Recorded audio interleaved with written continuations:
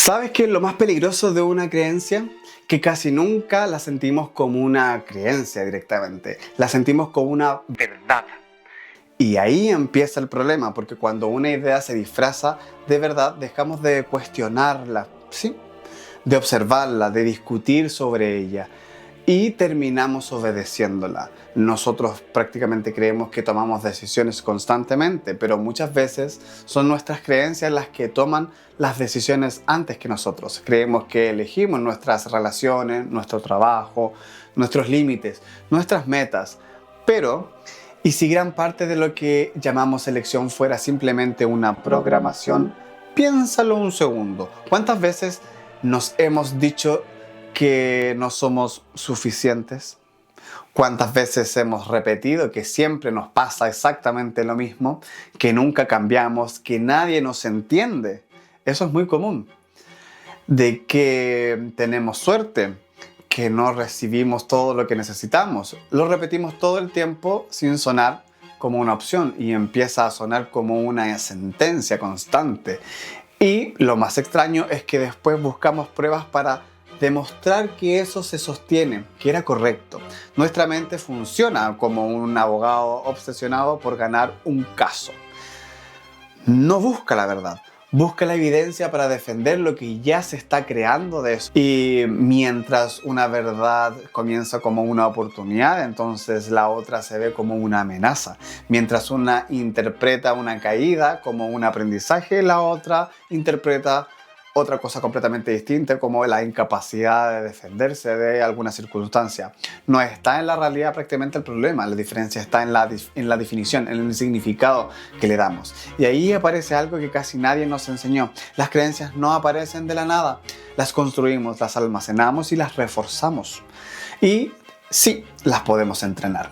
Las creencias son entrenables y las podemos hacer entrenables todos los días. Cada vez que repetimos una frase, cada vez que contamos la misma historia sobre nosotros, cada vez que interpretamos los hechos de la misma manera, en ese momento entonces estamos fortaleciendo las conexiones mentales y lo hacemos tanto que terminamos obedeciéndolo y nosotros prácticamente no la discutimos, la construimos, hacemos esas conexiones, entonces comenzamos a vivir dentro de ellas como si fueran paredes reales, pero no son paredes, son asociaciones, significados, explicaciones, son historias. Y aquí es donde este capítulo se vuelve incómodo, ¿sí? Porque si una creencia se construyó tanto con el tiempo, se puede modificar también. Si una creencia se fortaleció en el tiempo, también se puede debilitar. Y si una creencia dirige nuestra percepción, entonces la respuesta es clara. La podemos intervenir desde el significado, recuperar parte del control que creíamos haber perdido. Se puede hacer. Pero para hacer eso, primero tenemos que entender cómo está construida. Toda creencia tiene una estructura, ya lo hemos visto en capítulos anteriores. Tiene definiciones, evidencias, causas y consecuencias. En otras palabras, no creemos algo porque sí, lo creemos porque hemos definido lo que significa eso, porque encontramos pruebas que la confirman, porque creemos saber lo que causó eso y porque pensamos que conduce a ciertos resultados sobre eso. Ahí estamos construyendo la realidad. Por ejemplo, si creemos que el éxito significa reconocimiento, entonces cada vez que no nos reconocen sentimos que fracasamos. Pero si creemos que el éxito significa crecimiento, la experiencia cambia completamente. ¿Te das cuenta de lo extraño que puede ser esto? Mira, dos personas pueden vivir exactamente el mismo día y terminar con conclusiones opuestas, solo porque definieron una palabra de manera completamente distinta en el momento que estaban viviendo eso. Y aquí surge una pregunta incómoda. ¿Cuántas veces definimos estos estados? ¿Y cuántas veces elegimos conscientemente eso? ¿Quién decidió lo que significa éxito? ¿Quién decidió lo que significa amor? ¿Quién decidió lo que significa ser fuerte? ¿Quién decidió prácticamente lo que significa ser valioso? ¿De dónde viene eso que pensamos? ¿Y por qué son nuestros valores? Porque muchas veces pasamos años persiguiendo valores que ni siquiera recibimos o los aceptamos libremente. Y luego nos preguntamos por qué nos sentimos vacíos. Lo interesante es que dos personas pueden compartir exactamente el mismo valor y aún así vivirlo de forma completamente distinta. Ya lo vimos en el ejemplo. Ambas pueden valorar la seguridad, pero uno buscará acumularlo directamente desde el dinero, mientras la otra buscará acumularlo desde el conocimiento. Ambos pueden valorar el amor, pero uno lo buscará desde la confianza y la otra persona lo buscará desde el miedo. El valor es el mismo, las creencias son diferentes y son esas creencias las que terminan determinando nuestras decisiones.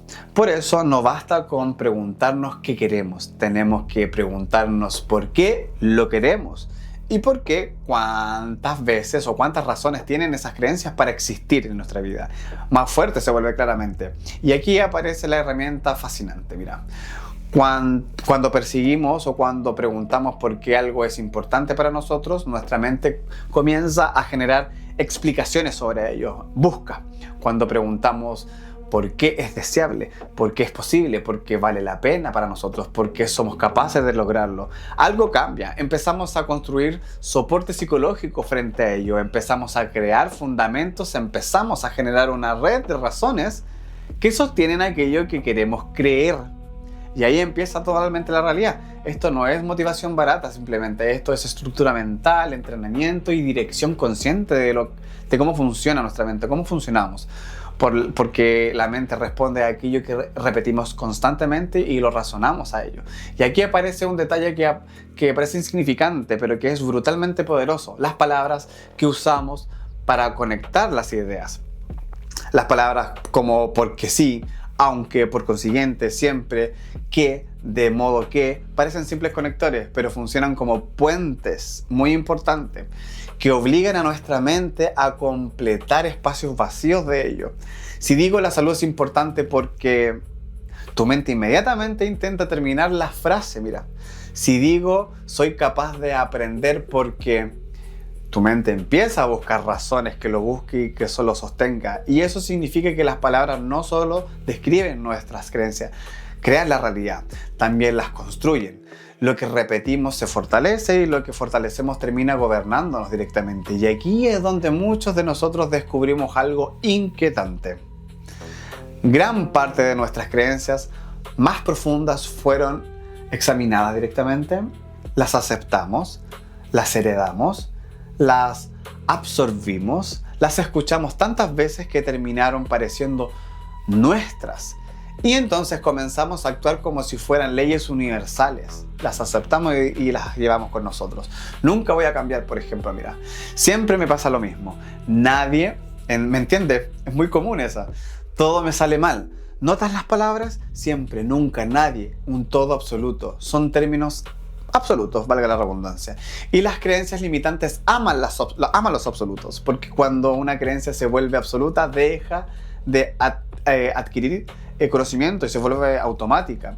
Pero existen excepciones, se convierte en una prisión prácticamente. Pero aquí viene una noticia que nuestra mente no le gusta escuchar a veces. Basta con una sola excepción para romper un absoluto, una sola. Sí, algunos cambios. Entonces, en este sentido, si alguien logró algo parecido a lo que nosotros queremos, entonces no es cierto que sea imposible. Si alguna vez tuvimos un momento diferente, entonces no es cierto que siempre sea igual. Y eso nos lleva al corazón de todo este capítulo. Los contraejemplos. Las creencias limitantes sobreviven porque filtramos la realidad, recordamos las pruebas que la apoyan y olvidamos las que las contradicen. Por eso, cuando buscamos contraejemplos, no estamos intentando pensar positivo. Nos sirve, sí, pero no es eso. Estamos intentando ampliar el mapa mental, estamos intentando recuperar perspectiva, estamos intentando recuperar control, porque una creencia absoluta funciona como una orden directamente. Y una excepción rompe ese orden. Imagina a alguien que dice, nunca voy a tener éxito. La pregunta correcta no es discutible prácticamente. Mira, la pregunta correcta es, ¿existe alguna persona que empiece peor y aún así tuvo éxito? Si la respuesta es sí, la creencia ya no es universal y cuando deja de ser universal empieza a agrietarse. Lo mismo ocurre con nuestras historias personales. Muchas veces creemos que una caída significa incapacidad, que un rechazo significa falta de valor, que un error significa fracaso. Pero una experiencia no es una identidad, un hecho no es una sentencia, una caída no es un destino. Y aquí aparece otra herramienta poderosa. Mira, cuando observamos la realidad desde este mismo lugar, observamos las mismas respuestas constantemente, pero cuando adaptamos la perspectiva de alguna diferente, algo cambia. Aparecen posibilidades que antes no veíamos, aparecen interpretaciones nuevas, sí, aparecen caminos alternativos. Y de repente descubrimos que nuestra forma de ver el mundo no era la única posible. Nosotros solemos pensar que el problema es la realidad que estamos viviendo, pero muchas veces el problema es el marco desde donde lo interpretamos y desde donde estamos observando la realidad. Y cuando cambia ese marco, cambia todo. Cambian las emociones, las decisiones, las perspectivas, la confianza. Lo hemos visto en capítulos anteriores, acuérdense, desde el marco. No siempre nace de tener pruebas prácticamente. Muchas veces nace de cambiar la forma en que interpretamos las pruebas que estamos observando. Por eso el objetivo no es discutir las creencias. El objetivo es examinarlas, auditarlas. Lo que creemos prácticamente de ellos, revisar qué evidencia las sostiene, revisar qué significan, qué consecuencias generan en nosotros. Porque lo peligroso de una creencia falsa no es que sea falsa directamente, lo peligroso es que parezca indiscutible. Y cuando más indiscutible parece, más poder tiene sobre nosotros. Por eso necesitamos aprender a determinar nuestras propias cárceles mentales, observarlas directamente por qué pensamos lo que pensamos. Necesitamos aprender entonces a identificar esos nunca, esos todos, esos nada, esos por consiguiente. Necesitamos descubrir que hay historias que estamos observando sin darnos cuenta, porque la verdadera libertad psicológica no consiste en pensar positivo, sí, nos sirve, pero consiste también en recuperar la capacidad de elegir qué creemos sobre eso.